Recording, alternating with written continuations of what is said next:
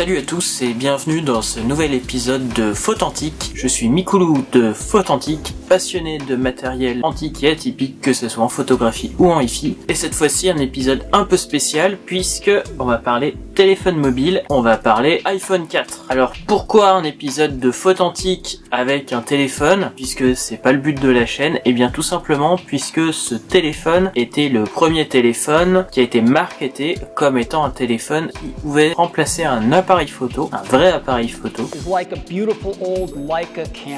Et on va voir ici si c'était le cas ou pas, et ensuite ce que ça peut valoir en 2020. Alors il faut savoir que c'est un iPhone que j'ai récupéré à 20 € sur eBay. J'ai eu un certain nombre de soucis avec au départ. La batterie était morte, ensuite j'ai eu un souci de carte mère, donc au final je me retrouve avec une carte mère et une batterie changée, et on va voir tout de suite ce que ça vaut. Alors déjà, pour tout ce qui est fonction téléphonie, SMS, etc., c'est un téléphone qui n'a pas la 4G, mais la fonction GSM et 3G fonctionne très bien. C'est-à-dire qu'il y a un navigateur internet, Safari, qui n'est plus complètement à jour, mais avec lequel on peut surfer sur la plupart des sites. Pour la fonction appel, eh bien, ça fonctionne très bien, le haut-parleur fonctionne bien. La fonction SMS avec iMessage aussi. La fonction musique, aucun souci. Vaut mieux écouter au casque, hein. Parleur, ça reste un haut-parleur téléphone.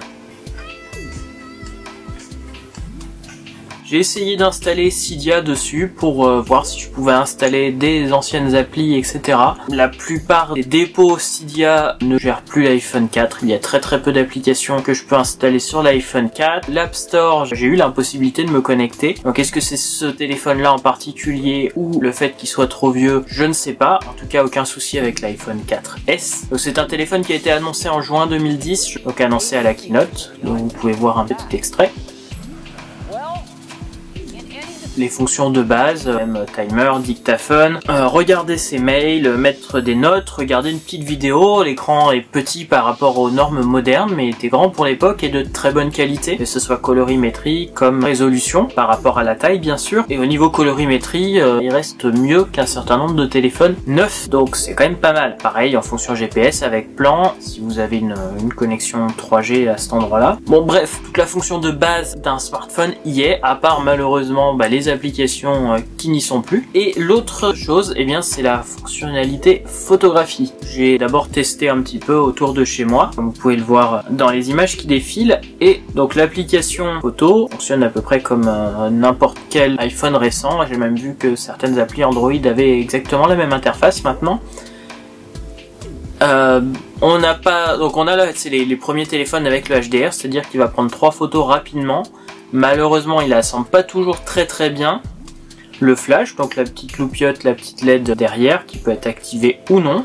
Il peut prendre des photos en carré ou en 4 tiers, fonctionnalité vidéo en 720p. J'ai d'ailleurs filmé toute la vidéo que vous avez pu voir fin de la semaine dernière, petit hors-série sur le lien entre le crayon de papier et la cassette audio. Les images d'illustration ont été tournées avec cet iPhone 4. Par contre, il a un gros souci pour la vidéo, en tout cas, il a un gros souci de rolling shooter, c'est-à-dire que dès qu'on bouge, eh bien l'image est complètement déformée, ça fait des vagues. Alors ensuite, qu'est-ce qu'on peut en faire avec les photos? J'ai été faire une mini-série à Bordeaux, donc, que j'ai passé en noir et blanc, donc vous pouvez voir quelques photos HDR, donc ce sont du JPEG, il n'y a pas de RAW. J'ai retraité derrière, donc tout autour de la gare. Je voulais faire un peu une série sur les ruines, malheureusement il y avait pas mal de squats, donc je pouvais pas vraiment faire tout ce que je voulais.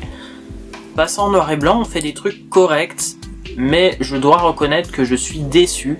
C'est vrai que je suis maintenant habitué à l'iPhone SE, prendre des photos, qui a un très bon capteur, qui peut prendre des photos en RAW, où je pense qu'à part l'optique, qui en effet c'est microscopique, on arrive à la qualité de mon Canon S95, dont je vous ferai une vidéo j'espère bientôt. Et bien là, avec l'iPhone 4, bon, c'est vrai que 6 ans séparent ces deux téléphones. Et bien, pour un téléphone qui a été marketé comme ça, avec le HDR, on a une dynamique correcte. Ça peut faire des images intéressantes, mais on est quand même loin d'un bon compact appareil photo, et même très loin, je dirais. Après, en retouchant un peu sur Photoshop, on peut s'amuser à faire des trucs sympas, mais c'était le premier essai, on va dire, d'un bon téléphone. Ensuite, ça a rapidement évolué. J'espère pouvoir poster cette année. Il y aura peut-être 2 épisodes en plus qui seront sur l'iPhone 4S et surtout sur le Nokia 808 qui avait un capteur exceptionnel pour l'époque. En attendant, pour le premier téléphone, c'était c'était un premier essai, vous avez pu voir un peu le résultat des photos traitées. Au final, la qualité d'image est quand même loin de remplacer un compact.